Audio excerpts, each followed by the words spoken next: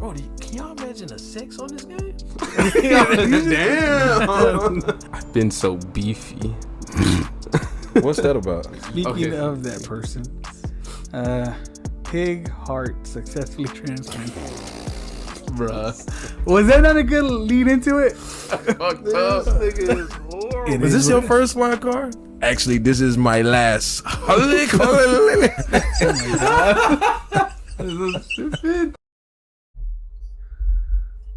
What up? Welcome back.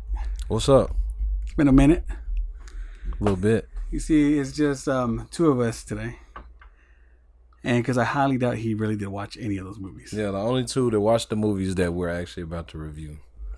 So, breaking this episode up into two different episodes, what did you want to do first? Which movie I want to do first? Yeah. Which one did you see first? Late Night with the Devil? Now we saw Where Evil Lurks first. No. Yeah. No. We saw Late Night with the Devil first.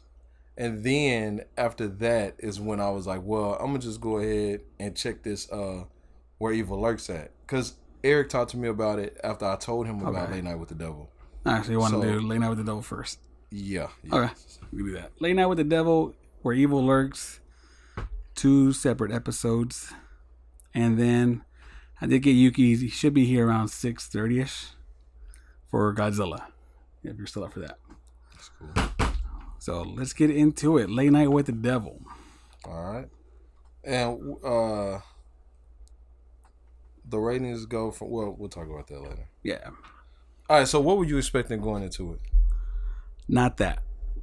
I was expecting a lot more, and spoilers, of course. Yeah, at this point. For both movies. Yes, because for every movie, because damn it, they've been out a while.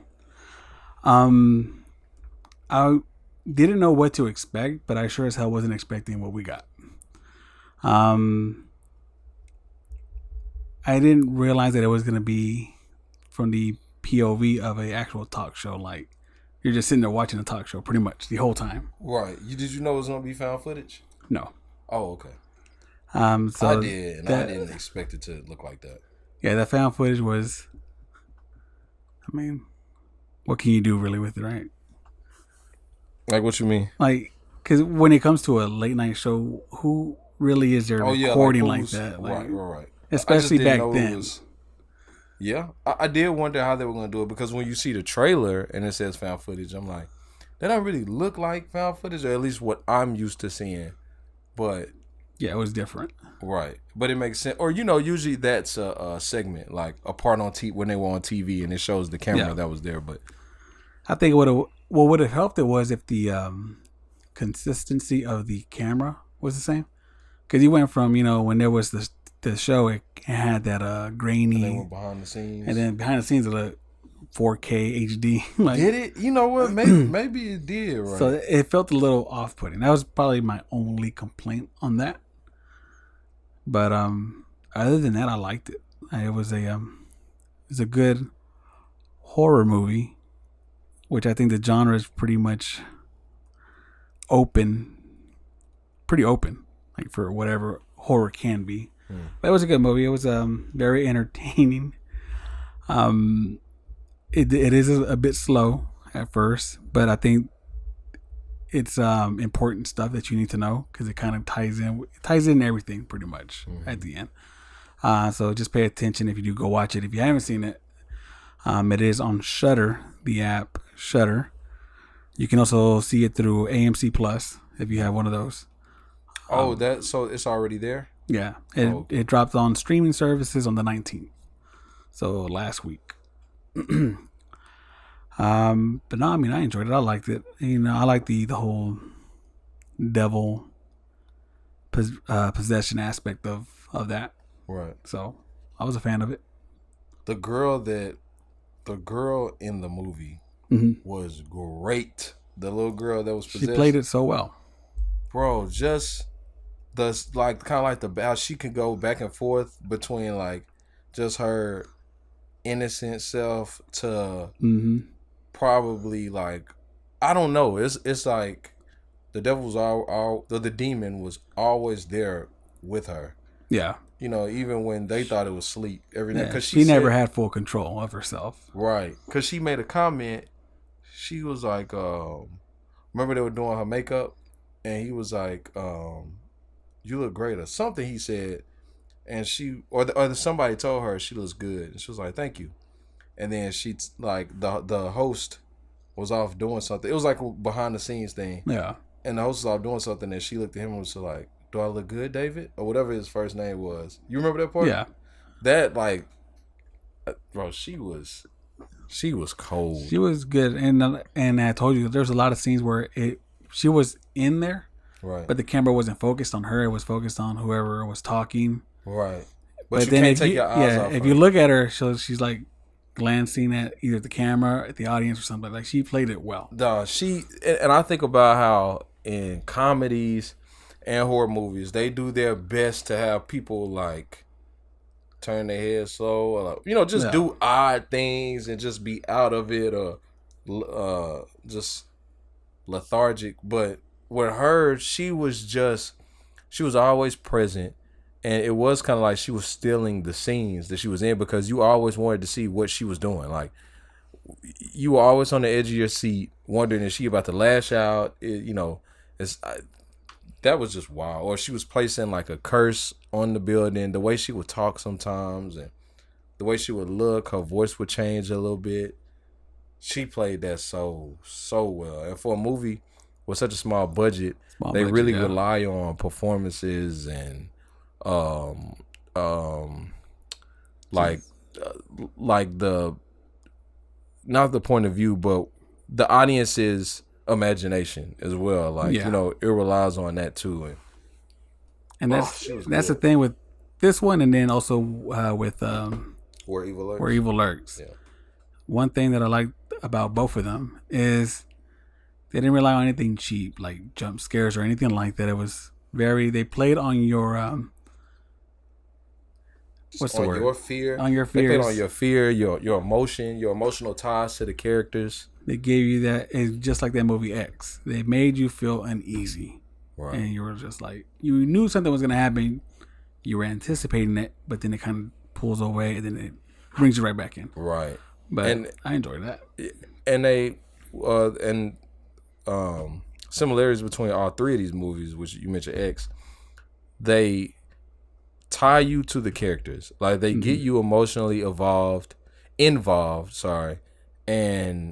they just get you emotionally involved with the characters. You find one character that you like, or you find one character that you really don't like. Or really, for the most part, to me, even the characters I don't like in any of them, I always understood. You always understood everyone and why they were so unlikable, or what their reason was. And every character, which is interesting to me, because one thing that I've been going back and forth with and thinking, really with both movies, more so Where Evil Lurks, are these movies scary? Like, was I scared? For instance, I remember how I felt when I first saw The Ring, or when I saw the first and the second Paranormal Activity, really the third even, and I was scared. I was really scared. I was scared. But these movies, and maybe because I'm older as well, it's not that I'm scared now. Because I want to say this right, they're probably scary, but I'm so hooked and drawn in on the story, the characters, and the realism to their decisions. Their decisions are hardly ever like, what is that? A black whale out in the middle of the day and everybody that goes over here dies? Let me go in here with a flashlight and see what's going on. It's never like that. You're never really feeling like, people do things out of fear, and you're watching like, oh my gosh, you're such an idiot. But you just think that moment they're just so scared, or I don't know, maybe that person's stupid. But it's not like the script, like it's some like movies, it seems like it would not be able to go on if the person didn't make this stupid mistake, Yeah. But in these movies, you're always wondering what would have happened had they not, if Ricky and Boys from the Hood never went down that alley, like if he would have just ran with Cuba, would he have still gotten shot? Things like that, things that will live with you forever. He would have made it probably another day. Maybe, and with what I'm just saying, that is really for something in Where Evil Lurks. But just going back, it seems like now the horror genre, for me, what's entertaining for me is what I can believe, what I can feel. It allows me to enjoy and be immersed in whatever the universe they created. Mm-hmm. Both of these are low budget.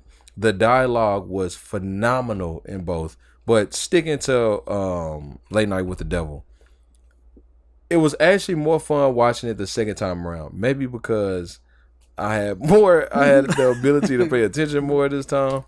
But even how it starts off slow, going back and watching the second time, I was just eating it all up. I was like, oh, okay, they talked about this. Oh, like, it didn't feel slow. And I also paid attention to the audience that I was with the second time around. And I didn't, man, you can feel the energy in movies. Sometimes it might just be a subtle sigh in the background or some movement, or it's just real quiet even through a joke. Yeah. You can tell when an audience is just ready to go. They've lost, like the movie has lost them, or they're frustrated. Nobody was there, even with all the talking at the beginning. And I mean, this movie goes for about like 20 minutes without like anything really happening. But it was all so well written and acted. Bro, one of my favorite moments was when the psychic he was seeming like a phony. Like, he was like, this name. Yeah. And then they planted that one guy in the audience to pretend like, yeah. And then be like, nah, that person don't exist. You got the wrong name. And then he found that family, the mom and the daughter. Mm-hmm. And he was talking about the son. Bro, the acting, the performances between the three of them was phenomenal. And just how it moved on with the story, bro, it was just such a good movie. The dialogue was so good. It reminds me of Jordan Peele's dialogue. And not going to say Quentin Tarantino. His is a little different. But very different. Yeah, but like the Jordan Peele and even the movie, shoots. How did I forget all of a sudden? Where It Follows. Oh. Look, I'm just like, It Follows. The dialogue in that movie was easy. It was easy to digest. So, yeah. With that being said, this is one of my favorite movies of the year. Late Night with the Devil. The found footage was brand, like the way they did that. I've never seen that before, but it made sense. The ending though. So I watched it 2 times. I still don't know if there's more to the ending than we understand, because him being played at the end, I still kind of don't know why he got played like that. Well, I think a lot of it. So, Late Night with the Devil can easily be translated to My Deal with the Devil. From the beginning, he was always wanting to. So here's a rundown of the movie, real quick. This movie is it follows a late night host by the name of Jack Delroy. I believe that's the name. That's the name. Yep. He is ambitious as hell. His number one thing that he wants to do is be number one on late night. And it's who is it? Jimmy Carson? Yeah. That's who he's competing against? Well, but he's down on his luck. Like, he's not even too in competition. Well, before even all the bad shit happens, he was up there with him. I think that's what they said in the movie, that he was there, but then he started tragically. His wife got sick. The ratings started dropping. Like, things just started going bad for him, and then he disappeared for a while. He comes back with an idea of, hey, let me get these people on. And at this point, I don't think he even believes any of them. The psychic, the possession. I don't think he's a believer in it. Yeah, he's not a believer of anything. I think he's just bringing them on to see if he can get those ratings back up. Right. Well, the magician was an honest magician. Like, he was there to prove that magic isn't real. So, and I think that was, you're right. That might have been his leading thing to where, like, hey, I'm gonna get these guys on here. I'm kind of embarrass them by debunking what they do. And so through the whole mix of it all, you kind of just little things from his past start coming up because of the devil or the demon or whatever the hell is whatever it is. And I think that's why he got played. And that's why because remember when she first got possessed, or when she first like let him out, right? And when she was in the chair? Yeah. And when she looked at him and told him what? It's good to see you again. Something like that. Right. And that was when he was supposedly, and what's it called? The Grove?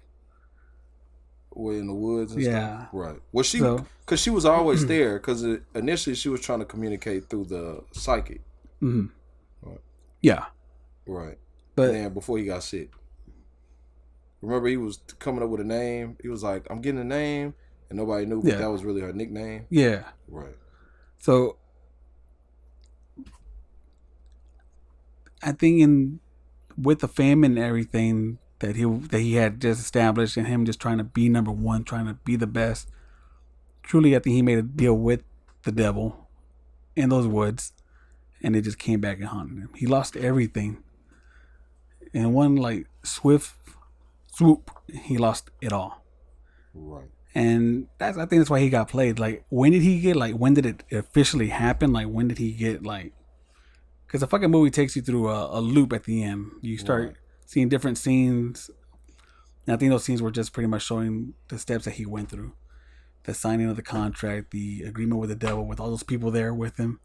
That was him agreeing, like, I'm yours, give me what I want. And through the mix, through all of that, he lost his wife. That was part of this shitty deal. He lost his wife. And I think throughout the movie, the devil was just fucking with him. Until eventually, you wanted a show, you wanted to be famous, here you go. I wonder if it was something like you make a deal with the devil and you live it out until you get what you made the deal for, and then you get screwed. Like, he doesn't come at you until you actually get what you asked for. And then, right? Because I think I remember the producer saying, and see, now that kind of makes sense. Because the moment that he said that they were, like, what was it? At the top. Or did their ratings had, like, skyrocketed? That's when everything just started going crazy in the show. Like, right. And I'm wondering, well, I guess because still innocent people got hurt, but I'm thinking, like, the producer never got killed. The one that was, like the infrastructure behind everything. And then I'm like, well, but he didn't make the deal. Yeah. But then again, a lot of other innocent people were killed. I guess the magician, I'm thinking, what is his role? What did he do wrong? What did the psychic do wrong? Besides maybe trying to communicate with the other side. I think the magician was an asshole. I mean, that was his whole thing. The magician, right. But it's like, he was his own bad person. Though? His own bad person was to pretty much call you a fake. And you saw that what they were doing was real. Right, according to the movie. Everything was real, but he was still so, like, persistent on, nah, it's bullshit. This is what it is. Like, he just wouldn't let it go. Had he let that go, maybe he would have survived. But I think the devil just got tired of his bullshit and was like, nah, you dead. Right. Yeah. Even how she looked. Yeah. I mean, maybe I need to watch it just one more time. Everybody needs to watch it at least twice. Man, it was really good, man. I really liked it from beginning to end. I noticed that the executives that had come, I think I told you, right? The executives that were sitting up front during the show, they were in the end when they were like portraying the events he went through to make the sacrifice, to sacrifice his wife. Yeah. And I'm like, oh, okay, so they were over. Also, I remember the producer, it seems like Jack Delroy, I don't think he was trying to prove the psychics and everything phony. I think that was the producers in the show, because remember that guy that they planted, later on he was like, hey, what do you think about that guy we planted in the audience? That's right, yeah. And Jack didn't really have the best relationship with that magician. They knew each other, but Jack was, eventually becoming frustrated with him and like, bruh, we're seeing real stuff and you're constantly saying it's not. What was interesting to me though is the fact that Jack, the host, had something you said earlier too. Maybe he just never believed any of it. How he made the deal with the devil, whatever. But even the psychic, when that stuff was happening, he was wowed. You know, like you would think somebody that did something like that believes in supernatural powers and would see something like that and be like, "Oh yeah, I've seen that before." But he was genuinely like confused and amazed, especially when the magician tricked everyone and put people in hypnosis and then found out that stuff didn't happen. Like Jack was in the audience's position, like us, the audience that were watching the movie. He was just as shocked as we were, even though he did all that the weirdest stuff and was drinking from that chalice, which I thought in my head, niggas like that live out in the woods and wear masks and stuff. Well, what do you think they put in that cup? That's and he drank bro. all of that cup. Yeah. Yeah. I thought it was going to be dark. I thought it was going to be like blood or something, but it was clear. But you see, there we're in the Grove. It's real, bro. The Grove is real. That woods is real. Ryan Garcia, bro, I was just about to ask you about that. That's exactly what I was about to ask you. So how do you feel now about that Ryan Garcia? Because you were believing it, right? Yeah. The kidnapping part. I still, I do believe it. I do believe that does exist. I do believe that there's something bad out there. A group of people like that. Let me see Epstein. He had that island where he had a bunch of celebrities, you know, high-ranked people, politicians, celebrities, everybody in that island. And there's documents of a lot of these people being there, you know? So, yeah, I mean, it's extremely plausible that it's right here in our own backyard. That type of stuff is just insane, bro. It is. But Late Night with the Devil, what do you rate it? Now, let me ask you this. Do you think you should watch it again before you give an official rating, or are you pretty much set on it? I think I'm set on it. I will watch it again, though, because I really do want to watch it again. But I'm pretty set. I want to give this one a 4. Yeah. And we do 4, 4.5, and 5, right? Yeah. Okay. Yeah. I want to give this movie, I'm going to do the same as you, 4. It was great in every way. It was acted out extremely well.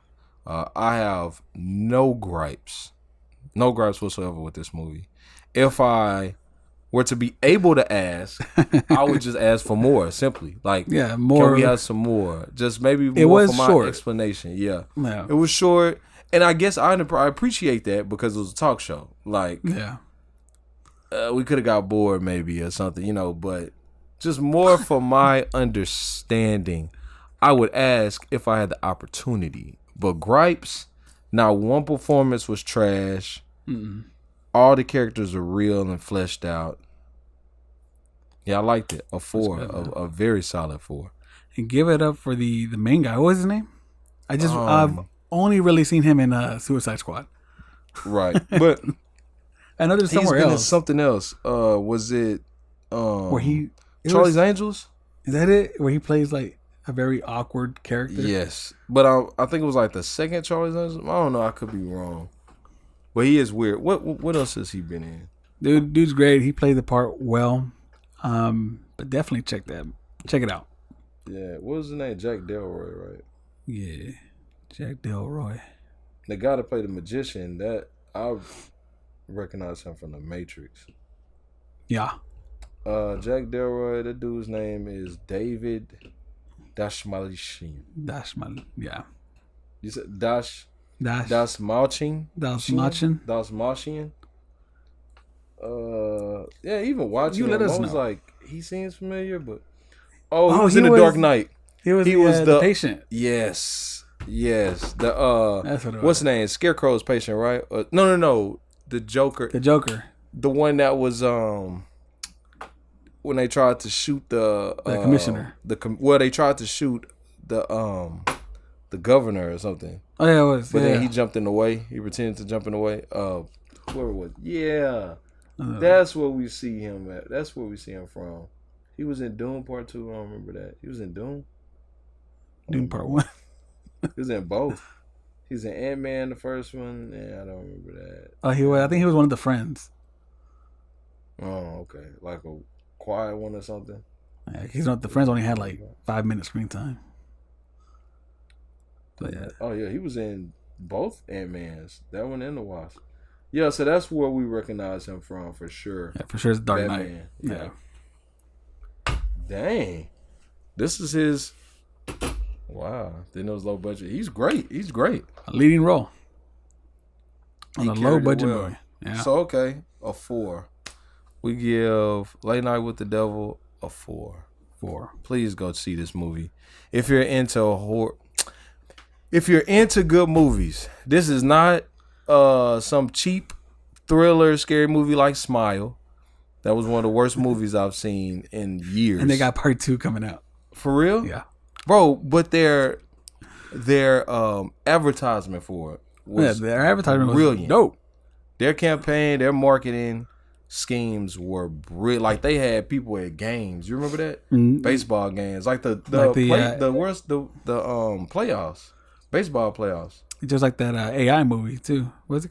What? Not AI movie. What is it? Which they did use AI in this movie. Did you know that? Yeah. So I did read up on that. I looked at what they were talking about. And I was like, It was So very what? stupid. Yeah. So it was like a banner. It was like one of the AI in this movie, which was a big uproar, I thought and it I was understand why, but at the same time, it's a low budget movie.